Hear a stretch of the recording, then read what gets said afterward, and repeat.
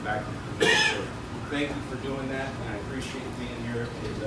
You guys are a great group. So I brought up, I know we're here smoking cigars, and we're here to talk about cigars. So I had a special treat tonight too. My friend Jonathan Drew's in the back here. So John, stand up, say hello. They probably don't know who he is. So John's my best friend. We both started in the cigar business about the same time. 1996 is when I started growing cigar. John started at a company called Drew Estate with his partner Marvin Samuel up in New York. He started with a little kiosk as a retailer in the World Trade Center. And him and his partner and his team grew that company into a very large company called Drew Estate that makes the Liga Privada cigars.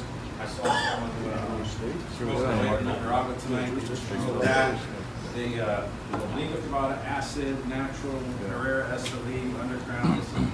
It's a big player in the cigar business. It's probably the fourth largest.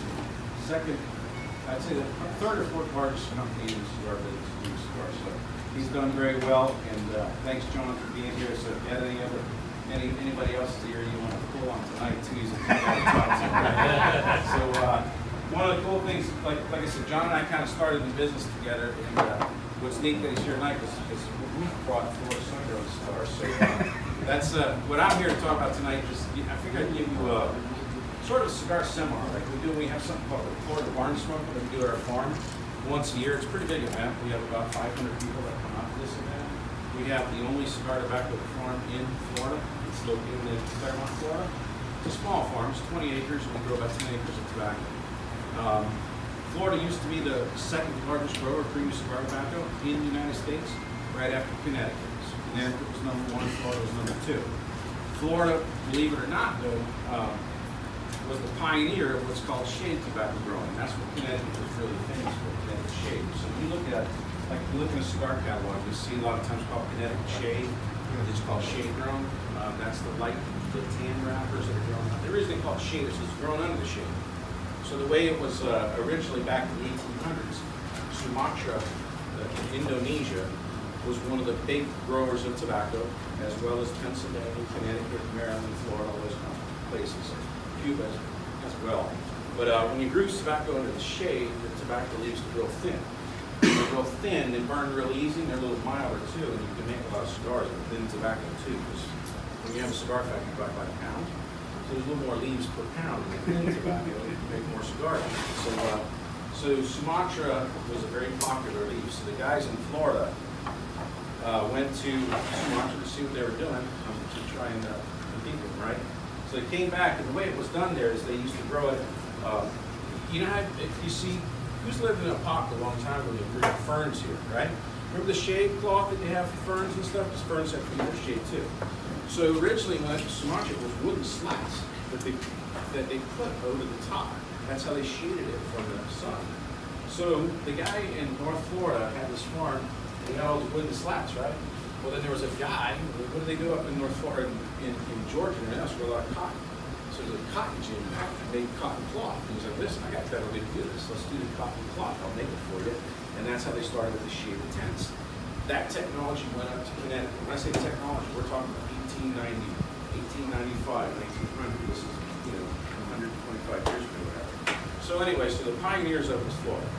Fast forward, 1977 was the last crop of tobacco that was grown in Florida. A lot of things happened over those 100 years of growing. One of the main reasons why the tobacco industry collapsed in Florida is cigar consumption went down. It's a very price-sensitive product. Everything you guys are smoking right now are handmade cigars, and almost all handmade cigars are imported because labor is much cheaper in the countries that make it. In the United States, there used to be, for example, in Ybor City, that town of Ybor City and Tampa made 350 million cigars in 1 year, just in that city. Now, put that in perspective, the entire premium cigar category for all of America is around 300 million cigars.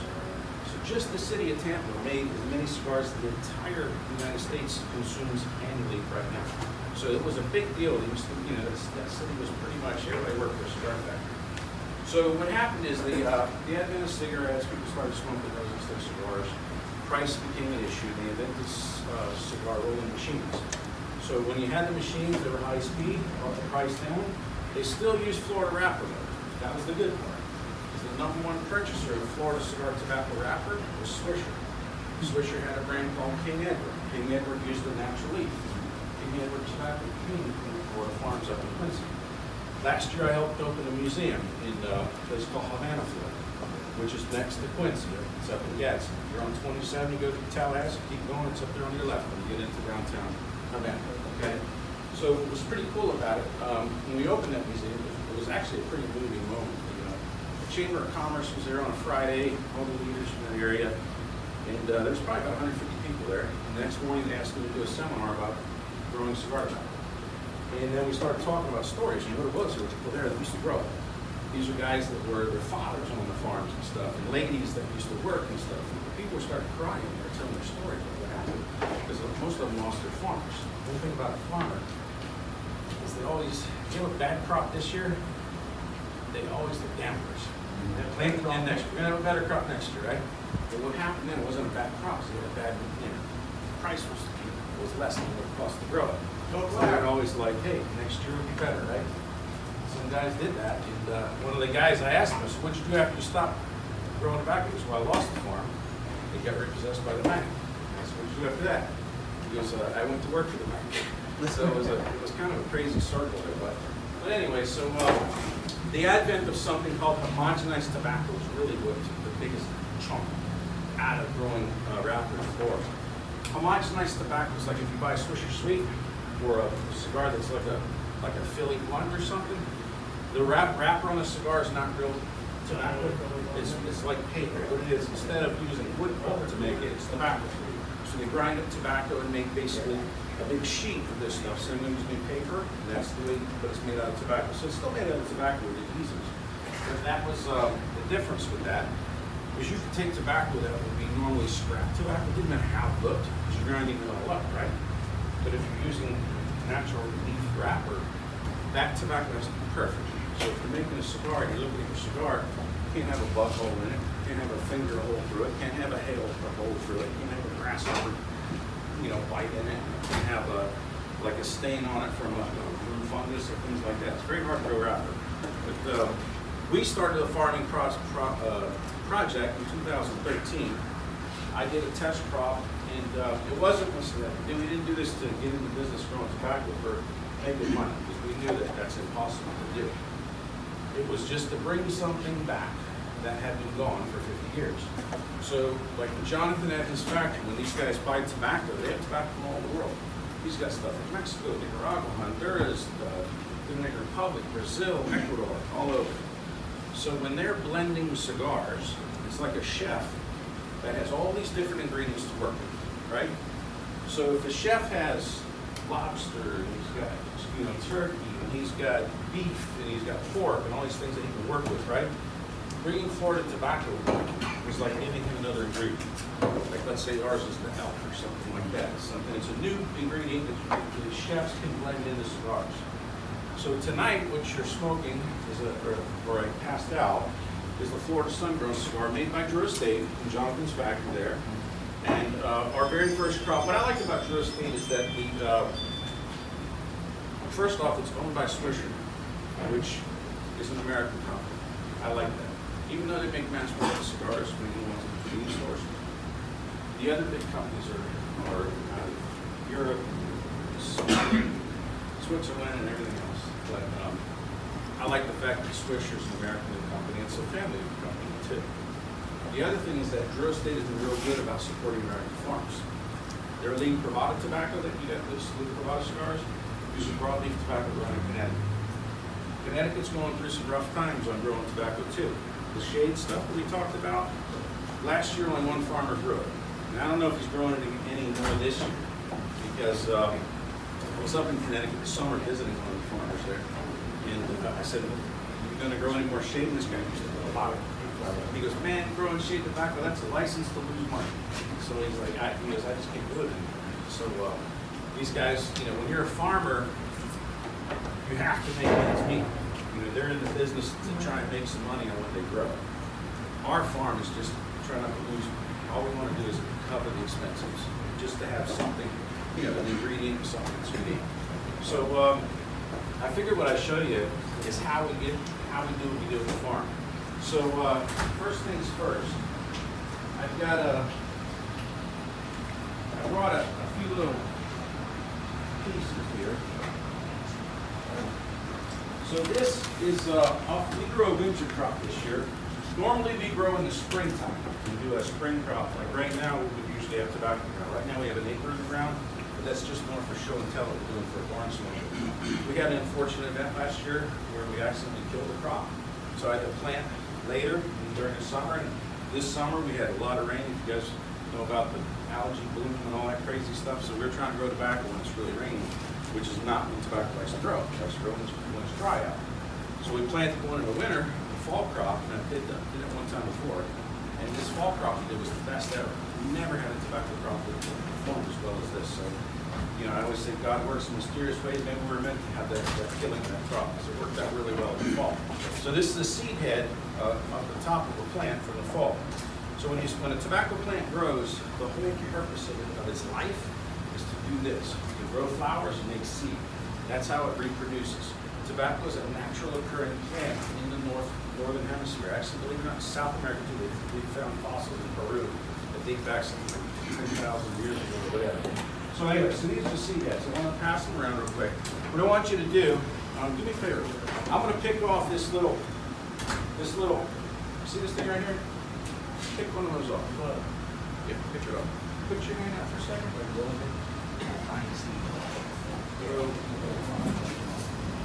I don't know if you can see the little lemons that fall out.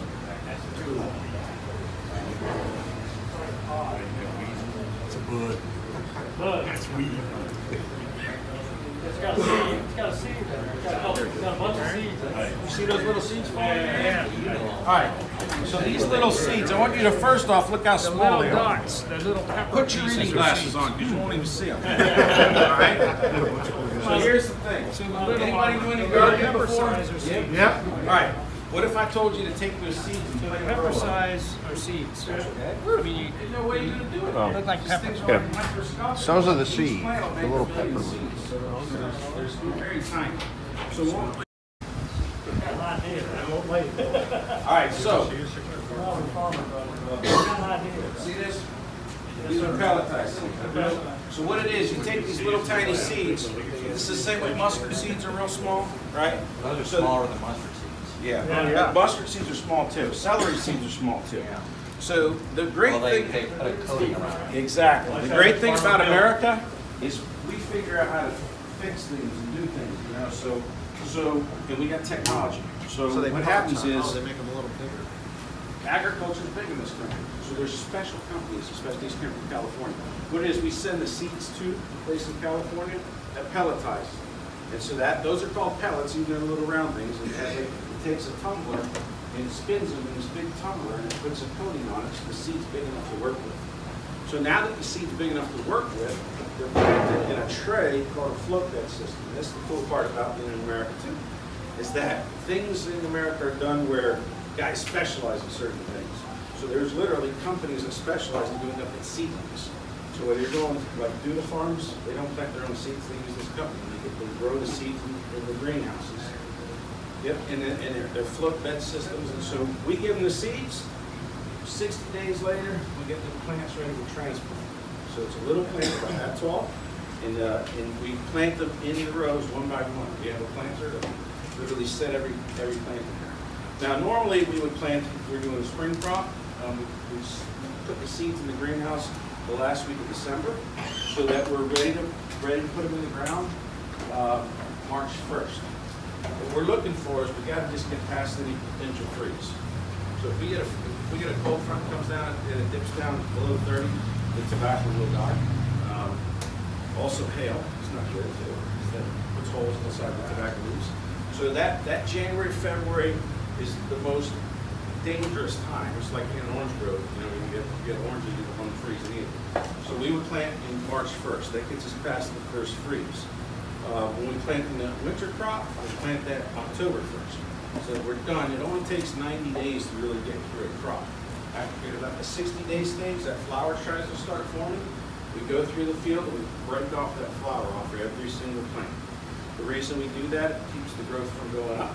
and once the plants get bigger, so the leaves get bigger. The whole idea is to get leaves. I'm sorry?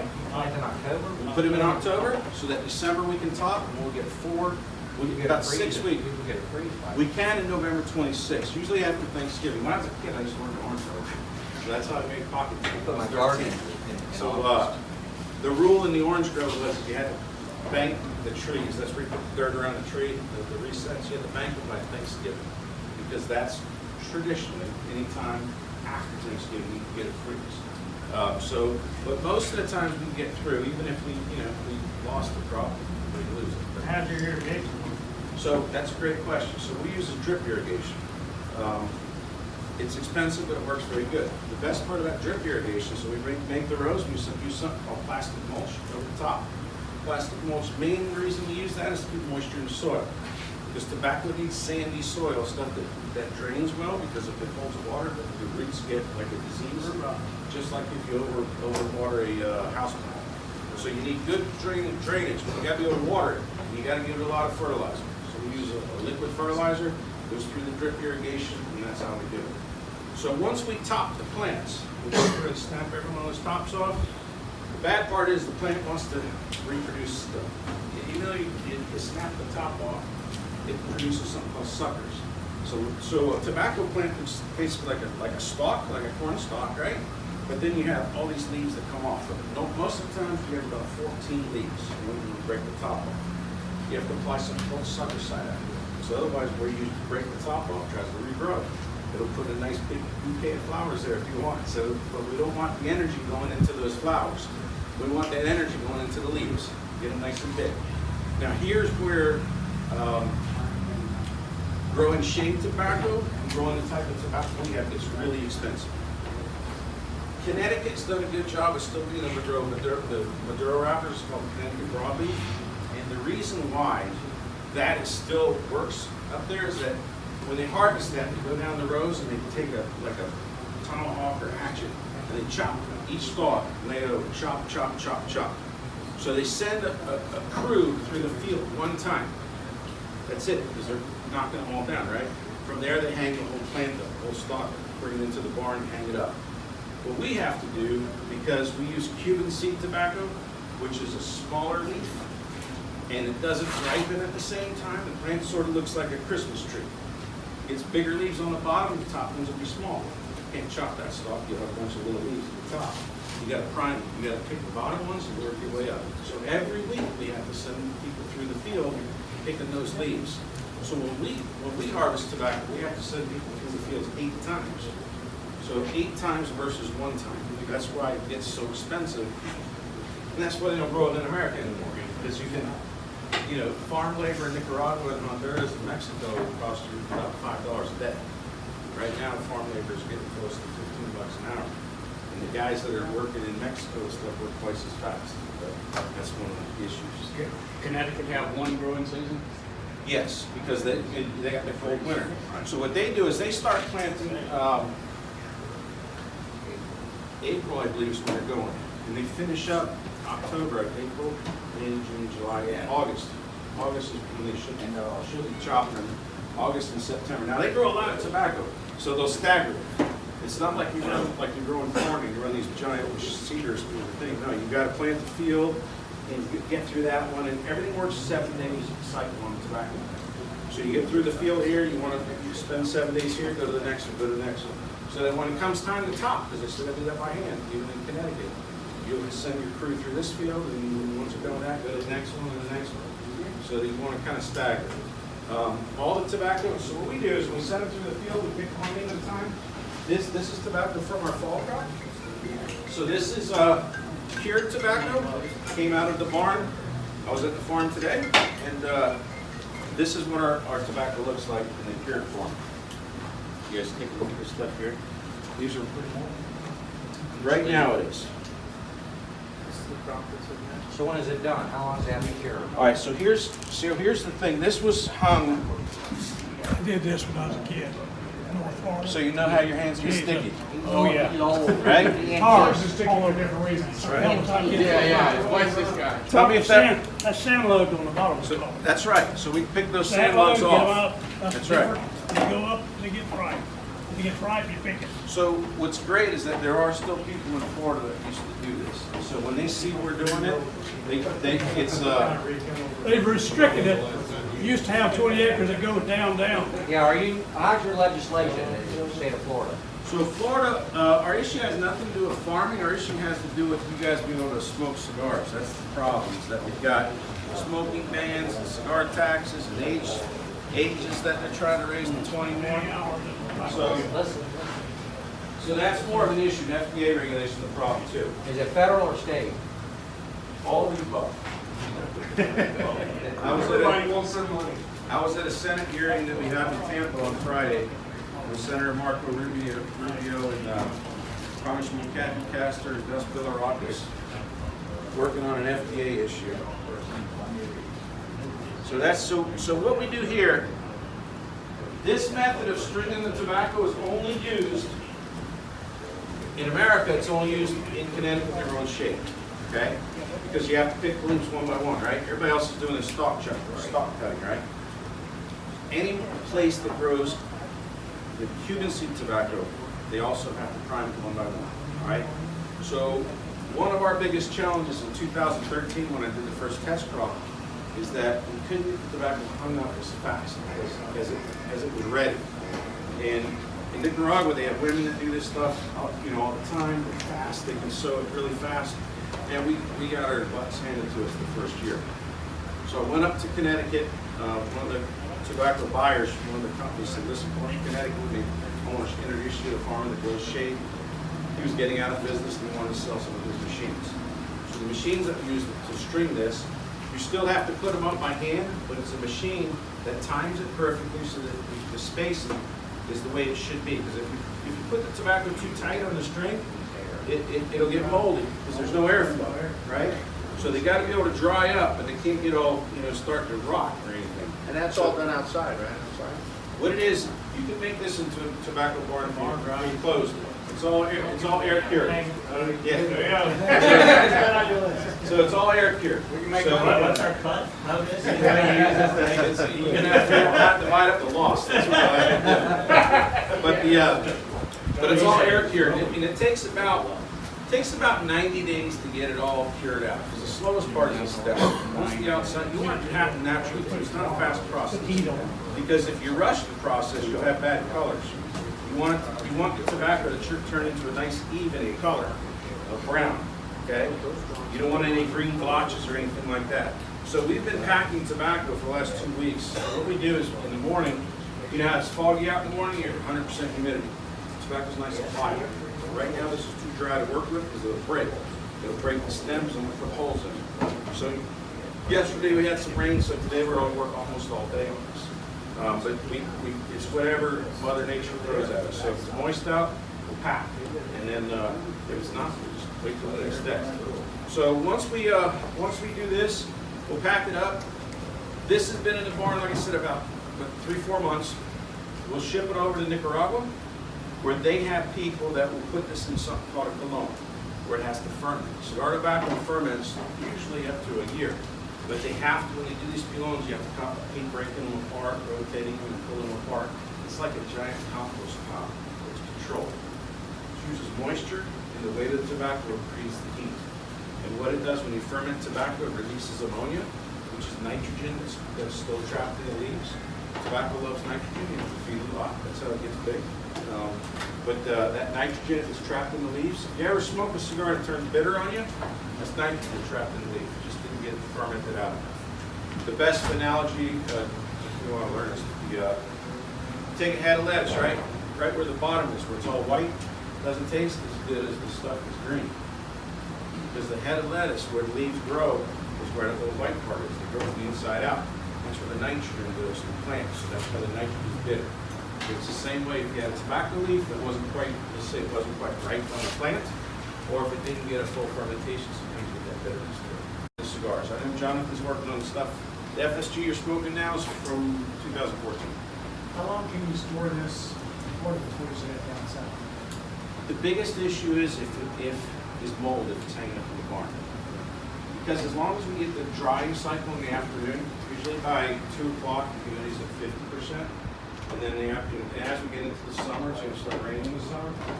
That cycle up and down is not a problem. What happens is if you have 3-4 days of overcast and rain, where it's just always just wet, you can get tobacco. Once the tobacco is dry, it can mold up on it. So we try to get it, once it's ready, I like to get it packed up, just so we don't run into that problem. And the other thing is too, especially up in North Florida, they used to have a lot of fires in tobacco barns. It was because the heat, when the thunderstorms start, the heat in the barn is trapped in there, and lightning is attracted to the heat. So a lot of times up in Havana and Quincy, they get hit with lightning and the thing will burn up. We have lightning rods on our barn, and we've never got struck by lightning, but I figured, let's try to prevent that, because we are not insured. That's the one thing about agriculture. Most commodity crops, you can buy crop insurance. We can't buy crop insurance because there's no risk pool. I'm the only guy in the pool. So if something goes wrong, like what happened last year, it is what it is. Do you have a quality control so you don't get that sour taste? Well, with our tobacco, the reason why, even if it's not fermented, if you smoke these leaves right now, you won't get the bitterness. And the reason being, the trick on that is because of the drip irrigation that we use and the liquid fertilizer. It's very expensive, but what happens is the old-fashioned way, which is what they do in the other countries because it's more affordable, is use dry granular fertilizer, and then you put that in the field, and when the tobacco gets to what's called knee height, then the side drifts it, where they spread the fertilizer down the side. The problem with the granular stuff, you're depending on whether the rain gets it into the soil, and you're giving it 2 feedings. When we do it with liquid fertilizer, we feed it every time we run the irrigation. So we give it little amounts 3 times a week. So that way it never gets a big jolt of nitrogen that can make it trap in the leaves. It's much more expensive, but you end up with much better tobacco.